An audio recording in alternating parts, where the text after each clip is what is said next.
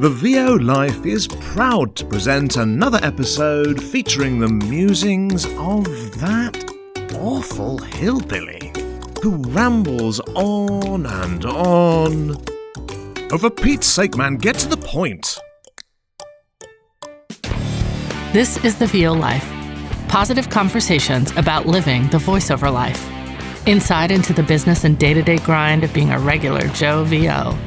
From the humble beginnings to the finally hitting a new level to getting that first big client. It's all about that VO life. Here's your host, Troy Holden. Hey, and welcome back. And we are here again at the VO Life. I'm Troy Holden, your blue-collar voice of choice. Yes, that's me, Mr. 1 week full-time. But it feels great, I'll give you that.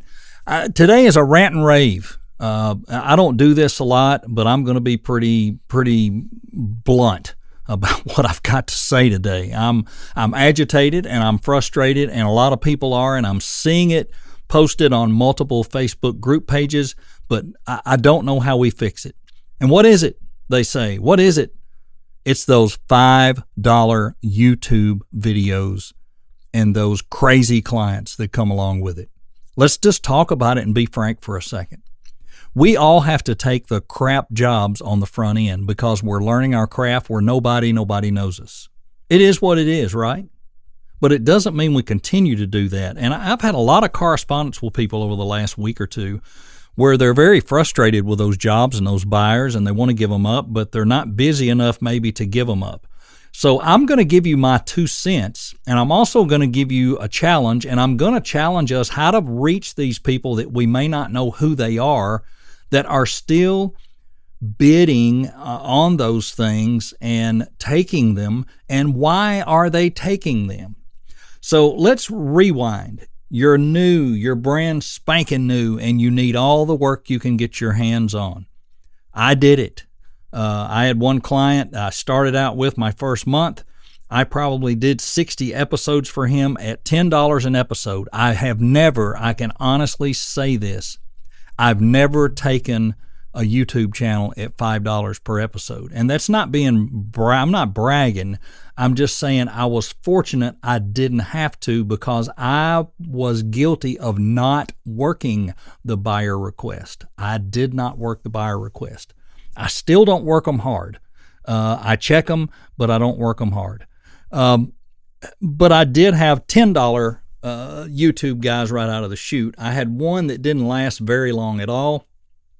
He went to an AI voice after me, and then he ended up going to somebody else for about 5 episodes, and then his channel went away. He just couldn't get traction. His scripts were awful, and it is what it is.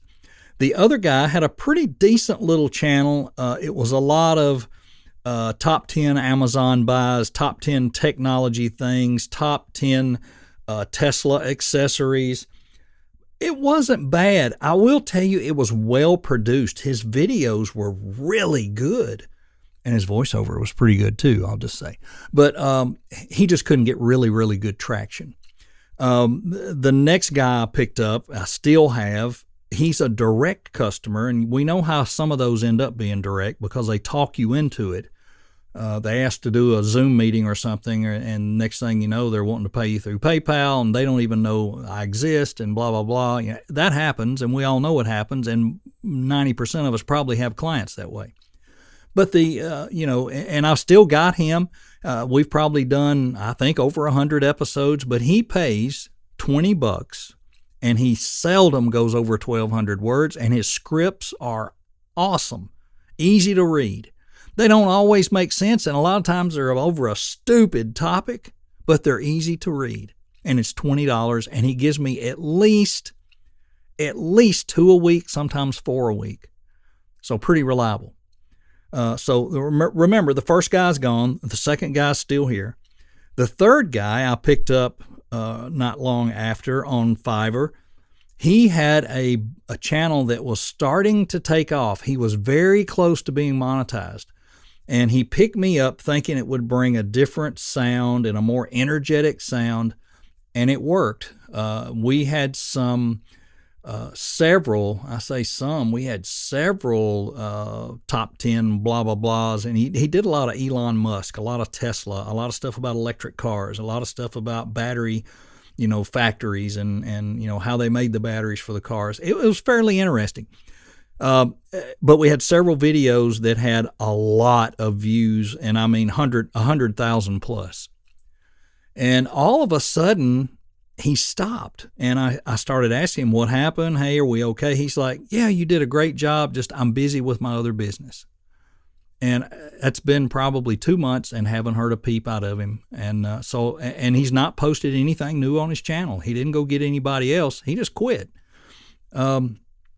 I had another guy that came along in the middle of all this through Upwork, and it was a construction company, and they were doing videos and wanted some narration, and they posted a lot of other videos, and they were really cranking and pushing and getting their subscribers up. They're pretty close to being monetized also. They'll probably get there next month. We put out a thing on how to start your own construction business. It was about 1,800 words. He paid me $40 for that. No, paid me $60 for that one. He normally pays $40 for his regular ones. He paid $60 for that one because he really wanted to take your time and make it very professional and blah, blah, blah, blah. And we did. And I checked the other day, and it has almost 700,000 views. That's pretty good. So he's doing his channel right. He's getting the traction. He then added some video interviews. He calls them podcasts, but they're video interviews. He airs them on YouTube. They're not on a podcast. We did 2 of those. One of those, the first day, had 6,000 views. The other one did okay. No, I've done 3 of those. The other 2 did pretty good. Now he's having me go interview people in the construction business for 1 hour or as close to an hour as it'll go, and he pays me a flat fee of $100 per interview. And all I do is record the audio. I do a general edit on it and clean it up and send it to him. And like I said, I spend an hour and 15 minutes on it, and it pays $100. I'm okay with that. I've got time right now, but he's a very good client, and it's direct. So he's still around, and that's YouTube. It's YouTube video. And I picked up 2 more actually this past weekend, both at the $30 rate. And I told them both, you cannot go over 1,600 words. If you do, I'll charge you extra, like $5 for every 200 or something. And they agreed. And I did 3 for the first guy, and he's also direct. And don't ask. And so I sent them to him last night, and he said, as soon as I review them, I'll send you the money on PayPal. And I hadn't heard anything yet. It's been 24 hours. So I just shot him a note. Hey, were the files okay? I didn't hear back from you. I want to make sure they were what you wanted, and I'll wait and see. Now, he's overseas, but he told me that he works hours. He's up when we're up. And he sleeps during the day over there because he said, most of my business, is done like that, so I have to stay up at night. So we'll see how that goes. I didn't like his attitude at first. He seemed kind of pushy and blah, blah, blah, and we run into that a lot, But I'm not going to turn down $25-$30 for those, because if I get 10 of those a week, it's $250. That's not a lot of money, but in the big scheme of things, I have time right now. And when I don't, I'll fire them. I'll tell them, I'm sorry, I'm not doing them anymore. I don't have a problem walking away from them. But here's what I'm getting at. And I don't know how we pull this off. I don't know how do we need to form I'm not going to call it a union because I don't like unions, but we need a club. We need an anti-$5 club. And all VOs need to be a part of that, and we need to stop those that are answering the buyer request by the droves. And I say droves, let's say 20 people answer one of those that says you'll do, you're going to do 50 scripts and we're going to pay you $250, but you're going to do 50 scripts. Well, you're going to get 1 review because they're going to do it in milestones. If they're going to give me 50 reviews, that's a different story, not at $5 though. But these promises of long-term work and bonuses later, it's a crock of crap. And it's never going to happen. And if you're new at this and you're bidding on that stuff and you think they're going to do that, no, they're not. Once they set that hook, they're just like and you probably don't know who this is, old Bill Dance here in Tennessee used to have an outdoor show when I was younger, and every Saturday, and buddy, he'd set that hook in that fish's mouth, and once he set that hook, he had him, and there's no getting away. Well, once that guy over there sets that hook in you and he's got you for $5, until you fire him and block him, there's no getting away. He's not going to give you $10, $20, or $30. He's never going to go up. He'll go find somebody to do it for $5. How do we put our foot down and say enough is enough? Enough is enough. This is where I side with people who are anti-Fiverr. I agree with you. We are worth more than that. But go listen to some of these gigs, and I'll bet you those guys that are terrible are the ones getting those $5 jobs. If you know what you're doing and you're pretty good at it, you're probably not bidding on them. Maybe you are, maybe you're not. Maybe you're thinking, I've just got to get those reviews. But I want to urge you, don't do it. Don't do it. If you're brand spanking new and you have to do it for a few months, I get that. But if you've been in this for a year, there's no reason, unless there's something I don't know, unless you're really terrible, and I'm not going to point that finger, because there are some people that's been in this for a while, and I'm not saying I'm great. No, don't get me wrong. I'm just saying, how do we stop the $5 madness? How do we talk people into not doing it? How do we get new people coming in to say, it's called Fiverr, but why can't you make it 20er or 15er? You know, it was Fiverr because 10 years ago, everything was $5. It's not that way anymore. There's darn good business out there if you find it. Or if they find you, that's the trick. So I just want to vent and get this off my chest. And I'm sorry, I usually don't sound this way. I'm a positive person. But I positively believe that this $5 YouTube crap needs to go. And it's not just Fiverr, it's Upwork. I go in there to look for some decent jobs, and I haven't found a good way. And they say you can screen it where it won't show you anything that has the word YouTube in it, but I never can get it work. I still see them. So it just doesn't work for me. And then I take the filter out, and then there's tons of them, and it's usually multiple languages. I got to go through all that. And I may go through 5 or 6 full scrolls where I've got to load more jobs and wait, load more jobs and wait. And it's just loaded with $5 jobs.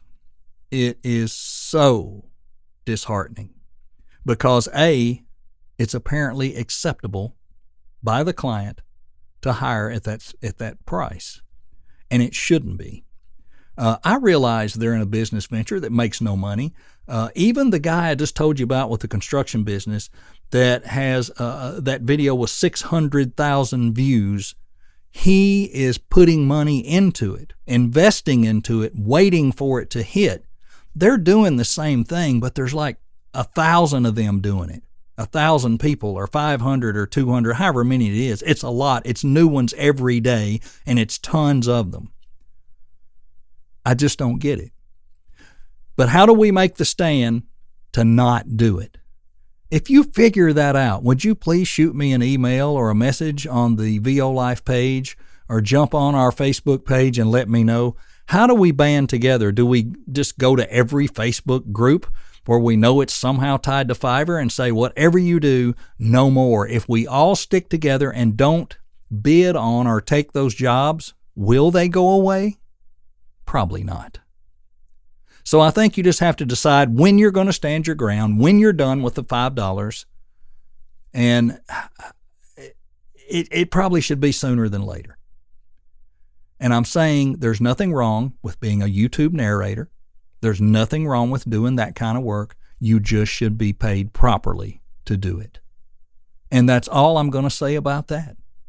And with that, we'll see you next time right here on The VO Life. This was The VO Life. It's over. For now. Yay! Oh, aren't you all so glad?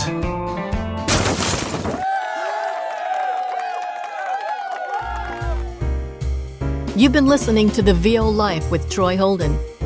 Check back for more episodes each week and catch up on what you've missed also. This is for you, those just living that VO life. Thanks for listening and join us again.